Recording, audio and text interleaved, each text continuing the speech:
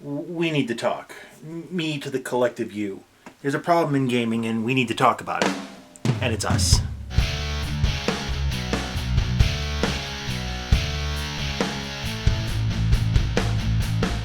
Statistically speaking, the last show I did was the most disliked in the 4+ year run of the show.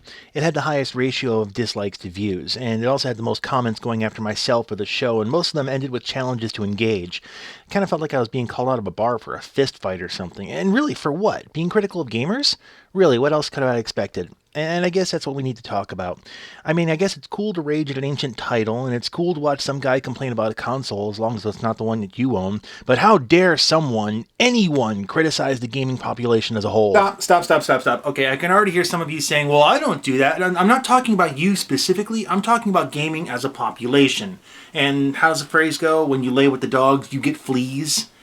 So yeah, this is a problem that we need to talk about. But in order to understand that where we're going, we kind of need to understand where we've been.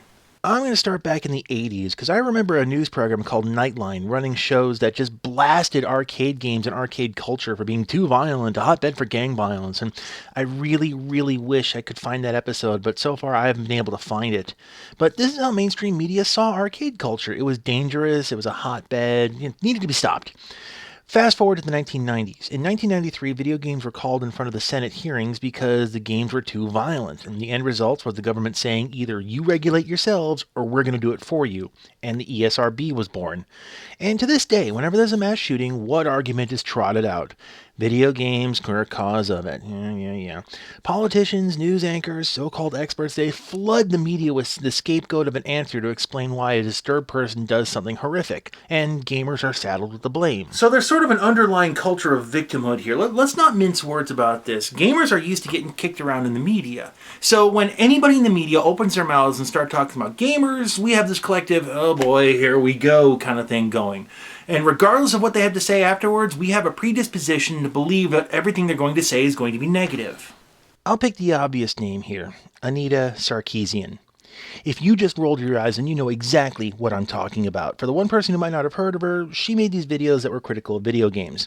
And the response was very loud, very negative, and pretty much full force. And for the record, I watched her videos and I disagree with them because I think her arguments are flawed to begin with, but that's neither here nor there.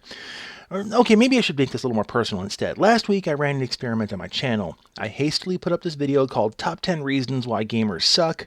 I made the video about as typical as possible for the genre of gamers. You got the game in the background and somebody talking over the game. And I used buzzwords for the first minute or so to set up my list, and then I rambled on for a minute, and then I let the other shoe drop. Number 10, you are being trolled. Okay, here's where I kind of give up the game here, because I'm fishing for people who've probably already commented and rated and left by now. Now, I did this knowing full well that people would bite on the bait in that first minute, and I was right. In the first 10 minutes of that video being live, somebody posted unsubbed, and then 45 seconds later the post was deleted. So I'm guessing they let the video run, got to the letdown, and felt played. And actually, for that person, you should feel fortunate because I didn't think of screenshotting your post before you deleted it. I was also amused that Kotaku in Action reposted it as satire. I'm partially wondering if they thought that if they didn't post it as satire, people would rage at the title alone. But the video did serve its purpose. If you want to see it, you can click the YouTube cards, but you're going to be sorely disappointed. Yeah, it was bait, pure and simple. And I knew, based on that first minute of chatter, that people were going to have a knee-jerk reaction to it, number one, and number two, they were going to respond to it in the strongest thing that they had available to them. Which brings me up to another point in all this, and that's proportionate response. I'll be blunt. Gamers as a population have no sense of proportionate response. If you disagree with someone, you open up with the strongest weapon you have immediately available. Someone else's shell kills your tank before you can reload, yell at them in chat for being a kill stealer. Someone beats you in Call of Duty multiplayer, you swat them. You disagree with the video or you dislike it, DMCA claim it or just copyright strike it. Or in the case of some people, if you disagree with their opinions and their information, you drop their docs, threaten to kill them, tell them to go kill themselves, harass them on the phone, and so on. Game devs nerf your favorite gun, go get their information and dox them too.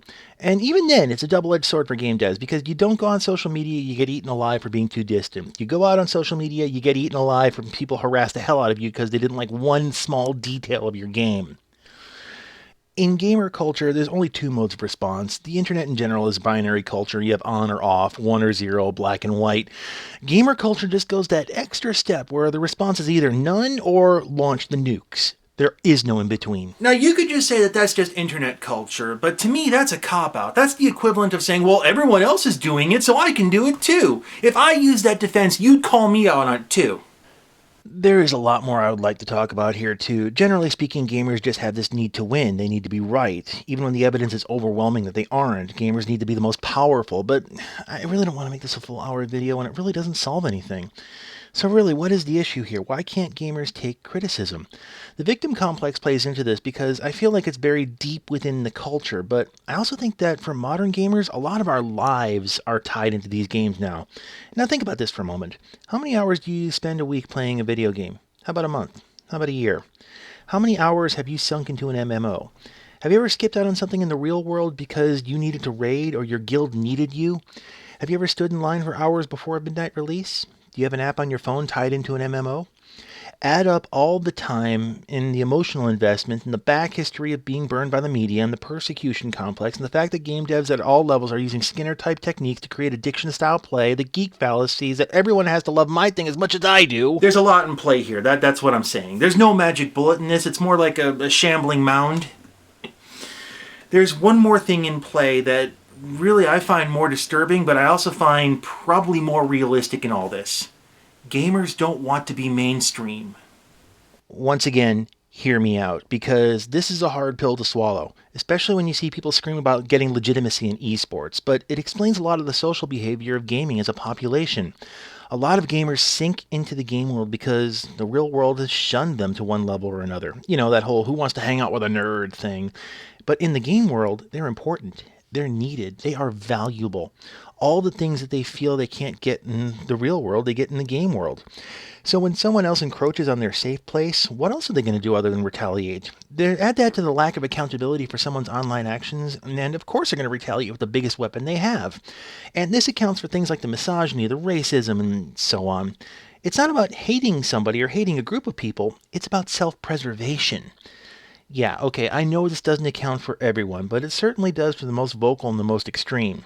It also accounts for the phrase that I titled the show with. It's something that I've heard in gaming as well as other places. If you don't like it, you can leave.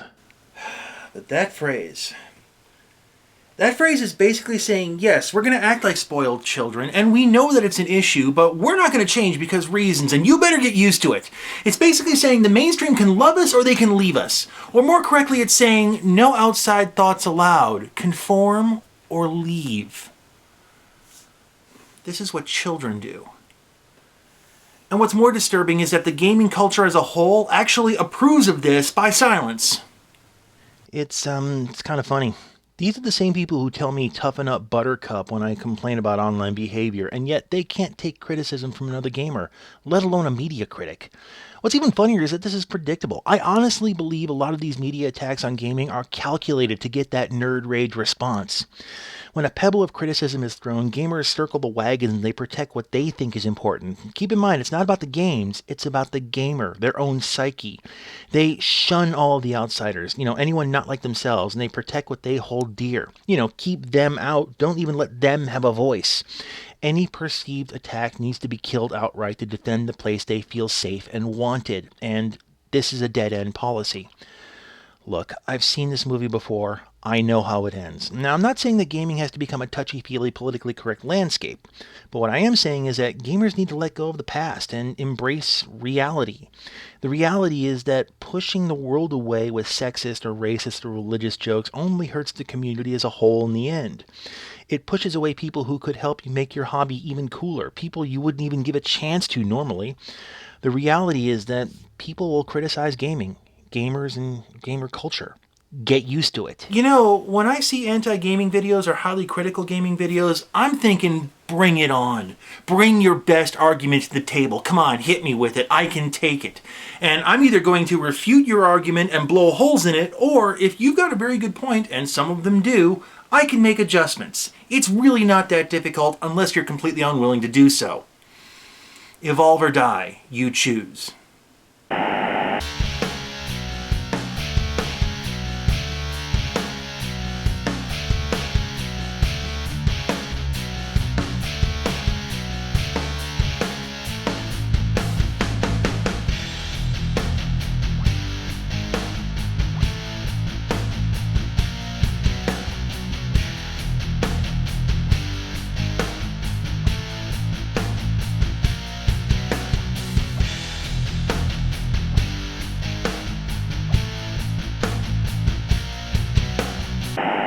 Oh, and for people who say toughen up Buttercup, this is Buttercup. She's part pit bull. Don't let the cuteness fool you. She'll rip your face off. Really.